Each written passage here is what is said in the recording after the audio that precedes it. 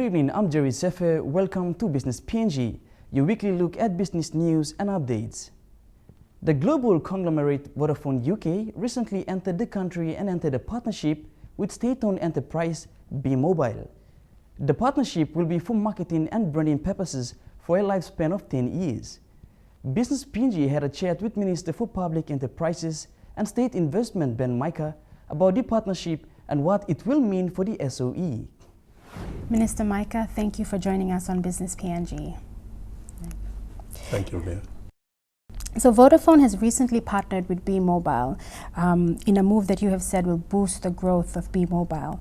Why do you feel the need for a foreign company to come in and partner with an SOE? Vodafone is not just a foreign company, it is one of the largest communication companies in the world.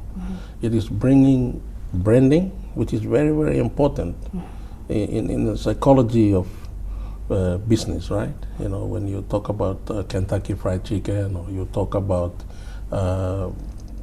Samsung, or you talk about you know, different brands, you know, it gives you confidence when that brand is well known, that brand is identified with quality. So what exactly will be rebranded with Bmobile? Well, as you can see, it's Vodafone Bmobile.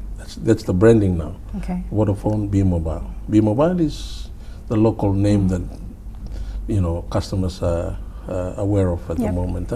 Vodafone is this international branding that brings the global branding to the you know, telephone marketing network of Bmobile. Sure. So will we be expecting employees from Vodafone to come into the country and start working here? I think for the time being, some you know, top people who are going to help out in the marketing will be working closely with the existing staff of Bmobile. But I do not think it will be a lot of you know, people coming from outside. Sure. Yeah. So why Vodafone UK? Why not Vodafone Australia? It's closer. It makes a lot more sense because it's in the Pacific. Well, I think it is better to deal with the mother company because the Vodafone UK sets up its partnership with telecommunication companies in certain markets, you know, around the world. Sure. And some of those markets are not exactly the same. You know, they vary in geography, they vary in the size. So Vodafone Australia is purely focused in Australia, and this one will be based in the focus in Papua New Guinea, and maybe into other Pacific Island countries, because we're already in the Solomon Islands as well, as you're aware. Okay, so let's go back to a few months ago. You mentioned the Pacific. When Vodafone Fiji was partnered, you know, there was an MOU signed, and there was a lot of noise about that, and then the partnership failed. Let's go back to that. Can you briefly explain to the nation why this happened? I think there was some differences between the shareholders from Fiji, the Fiji National Provident Fund, as well as IPBC, over some technical issues which they did not agree over. And you know, in most situations where partners in a company, shareholders don't agree, it often leads to this kind of situations. And I think it was felt that you know, the Fiji National Provident Fund bringing the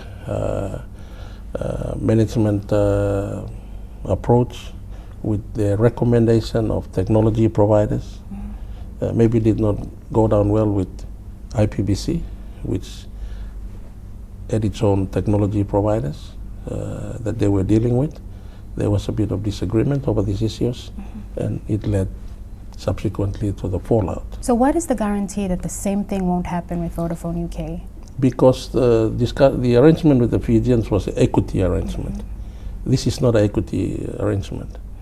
This is only a branding and marketing arrangement.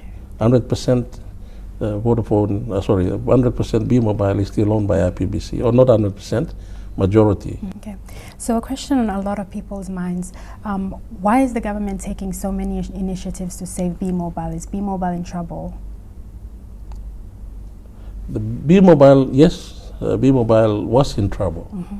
Bmobile is no longer in trouble. Okay. That's the most important point to make, Leanne, you know, that yes, Bmobile was in trouble. Bmobile is no longer in trouble. There are some other important decisions that I will be recommending to Cabinet shortly, which will see Telecom and Bmobile coming together again. Sure. So that rather than competing against each other, they can complement each other. Infrastructure can be shared, costs, you know, can be rationalized, so that it can be reflected in the profitability of you know, both companies, which are owned 100% by the government. Okay. So you recently announced that Leh and Port Moresby will soon have 4G network. What about the other provinces, what other towns? We'll gradually roll it out from there. But because of the Pacific Games and the need for these international guests who will be coming in for the games, we will be stepping up this service so that it can be rolled out for the games. And then from there, we can roll it out throughout the country. Okay. So within the next year, you think so? Okay. After the break, Minister Micah addresses issues regarding state-owned enterprises.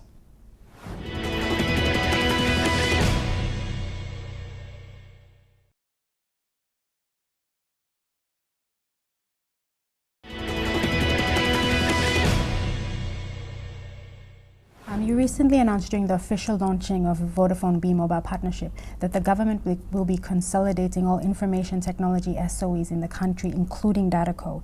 If this is the case, what is the role of Datacom since all ICTs were to be consolidated under Datacom? Datacom will be in charge of the NBN, meaning the wholesale part of the communication business that is owned and controlled by the government will be owned and managed by Datacom. The retail part of the business, which is basically mobile, fixed, voice calls, and data, will be under Bmobile and Telecom. Also, we are looking at also bringing in the media, section of government, which is NBC and Kondo. We also intend to set up a government-owned newspaper, which will all come under the media arm of this new structure that I am proposing to take to Cabinet. Okay.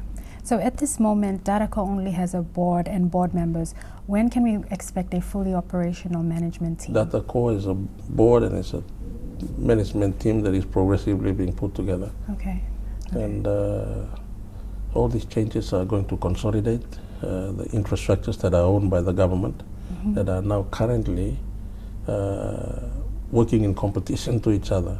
They are not being managed and coordinated to achieve a common goal and objective of the government, which is to provide cheaper and affordable and accessible communication services to the majority of the population, most of which live in the rural areas and remote communities. And at the same time, the information content that is owned and controlled by the government is not being able to be transmitted properly through a much better coordinated network. That is why we are going to look at where the infrastructure assets, towers for NBC, towers for Kondo, towers for Bmobile, towers for Telecom, are all now going to be consolidated. Most of them will be transferred to Datacom. We will set up a media company that will deal with government information effectively and efficiently, and then we will enable Telecom and Bmobile to control the retail end of the business and to ensure that information is flowing, information is cost effective, information is accessible at the touch of a button, Yep. And as you can see, the government information infrastructure is bigger than Digicel. Government content is bigger than anything that the private sector controls. Information on health, education.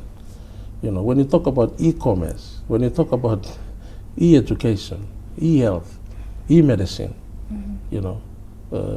information that connects, districts to the provincial governments and provincial governments through to the national government, departments to department, state-owned companies. It's huge. But at the moment, they are killing each other, So I have now put all of them together. I have got IPBC to give instructions, and meetings have now been held where everybody is now working together. So this is what I want to do as a minister, and Lian, I am 90% there. You mentioned the NBN. When can we see that rolled out? Do you have an update for us? Talk about NBN is big. When you talk about NBN, you're talking about the super highway. You talk about a big highway. You're talking about undersea cables.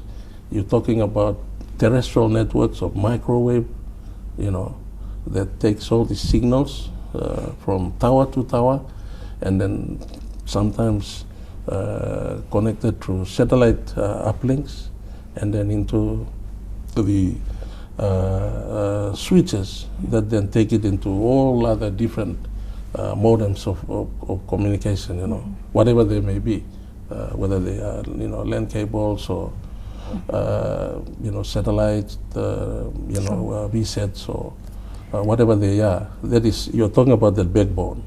You're also talking about satellites that carry the big bulk of uplinks and downlinks that also connect to the land and undersea cables. That's the NBN. Dataco is responsible for that.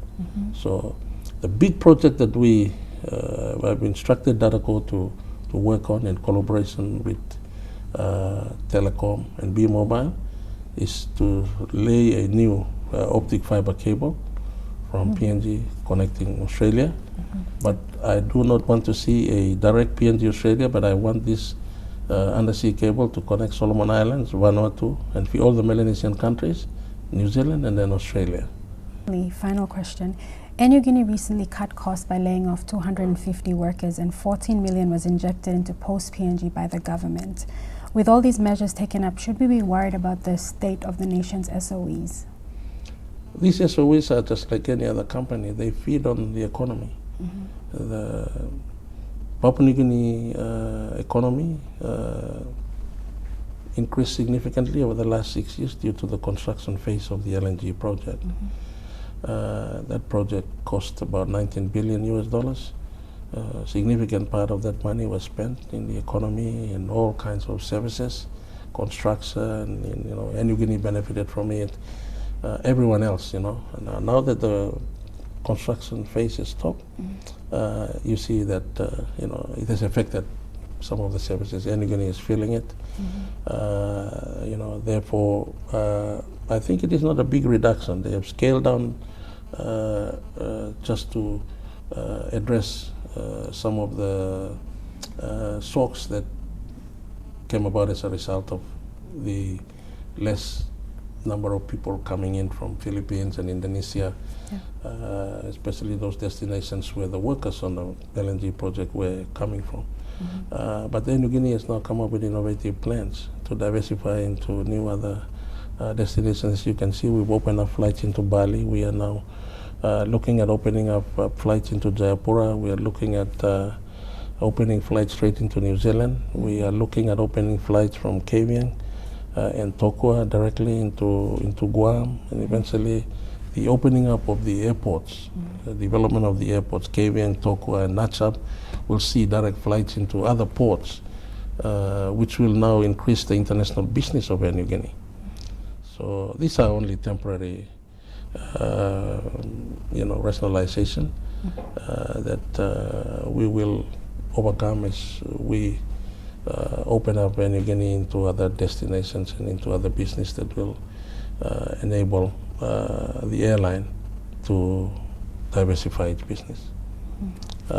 In terms of your question on Post PNG, Post PNG was a sick baby of my ministry.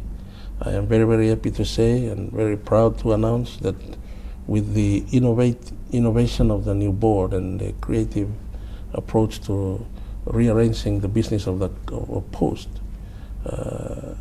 they have been able to now turn the company around.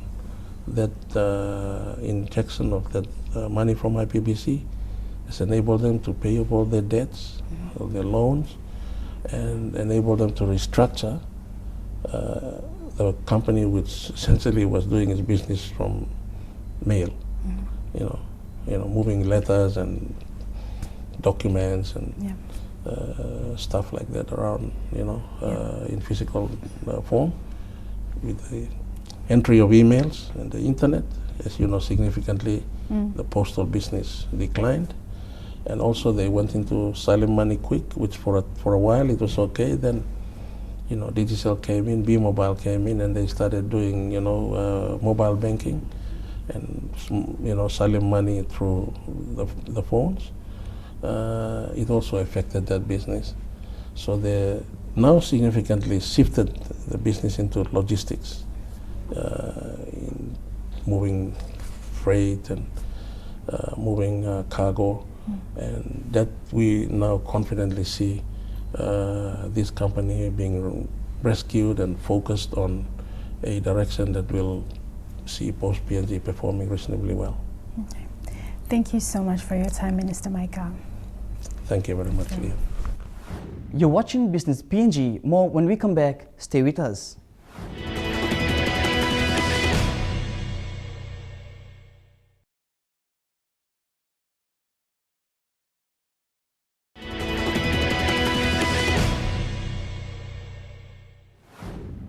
And now we bring you some business news before we wrap things up. The first Women's Microbank Limited, or Bmobile in PNG, was officially opened by the Assistant Governor of the Bank of PNG, Mr. Ellison Pidik, and Minister for Trade, Commerce and Industry, Honorable Richard Maru, at the Able Competent Building on Friday, 15th of August 2014. Present at the official opening was the NCD Governor Powers Pakop, Minister for Community Development and Religion Dela Gore, Chairman of the Bmobile Gabriel Caprice, CEO of Bmobile Tusari Hewa Patirana, Director of Bmobile Janet Sape, and other invited guests, members of the Bmobile and the Women in Business Associations. Bmobile is a licensed bank by Bank of PNG, being the only women's bank in PNG and the entire Pacific. Bmobile also focuses on holistic approach in economic empowerment of women and is the third in the country and ranked fourth in the world. The Bmobile CEO, Ms. Tusari, thanked the government for their support in providing 14 million kina even though it is a private bank, and acknowledged Governor Powers for supporting Bmobile with a head start of 150,000 kina during his speech as half of the proposed 300,000 kina arrangement. The cutting of ribbon took place as 3 members of Bmobile did their first deposits. The Meeting and Oral Provincial Day hosted by the UPNG students was held during the weekend, with Meeting Day at Geru Secondary School and Oral Day was held at the Coronation Primary School. Almost all of the UPNG Provincial Students Association received 10,000 kina each from the NCD Governor Powers Pakop. Provincial Day celebration is a way in which different provinces celebrate their cultural identities through various activities such as performing traditional dances and songs, displaying traditional attires, body and facial painting, and also showcase valuable traditional items. However, Provincial Days are also a way in which opportunity is given to people, especially SMEs, to sell their products and valuable items to earn money. The event is also a tourist attraction spot where buying and selling normally takes place. The selling of products includes traditional items such as balloons, clay pots, costumes, traditional foods, necklaces and wristbands, and traditional paintings, whereas others include store goods such as food, beverages, barbecues, and selling of water, and many more. The national newspaper yesterday announced the move to boost growers, especially coffee producers, to increase productivity in Robusta coffee production, and will benefit from the transfer of the Omuri substation in Meding from the Cocoa Coconut Institute to Coffee Industry Corporation. The Prime Minister Peter O'Neill also stated that the coffee production is also extremely important sector for PNG. Government is encouraging ongoing expansion of coffee export following 95% of coffee grown in PNG are Arabica, while only 5% accounts for Robusta coffee. Coffee production sector also engaged small to medium enterprises, employing millions of Papua New Guineans with coordination and support from the government. The great potential to expand the market for Robusta coffee beans for export needs further research to increase quality per hectare. Robusta beans are used for soluble or instant coffee, while Arabica are used in ground roasted coffee. The Solomon local level government in the Huon Gulf district of Morobe will be connected to rural electricity and road connecting them to Bulolo by 2018, according to its LLG President Philemon Tomala in yesterday's national newspaper. The infrastructure development will also provide services and business opportunities to people of Salamaua in terms of electricity by means of road. Meanwhile, Morobe Governor Kelly Naru has also given 400,000 kina to 33 LG in Morobe to carry out impact projects and urge the people of Morobe to start doing businesses. This was raised following discussions of relocating arseni from being eaten away by the rising sea. The people of Salamaua are taking the challenge to talk about development and how the project will be carried out. And that's the end of our show. For more business news, or if you would simply like to view this episode again, visit EMTV online. That's mtv.com.pg/business. Until next week, have a pleasant evening. I'm Jerry Sefe, and this is Business PNG.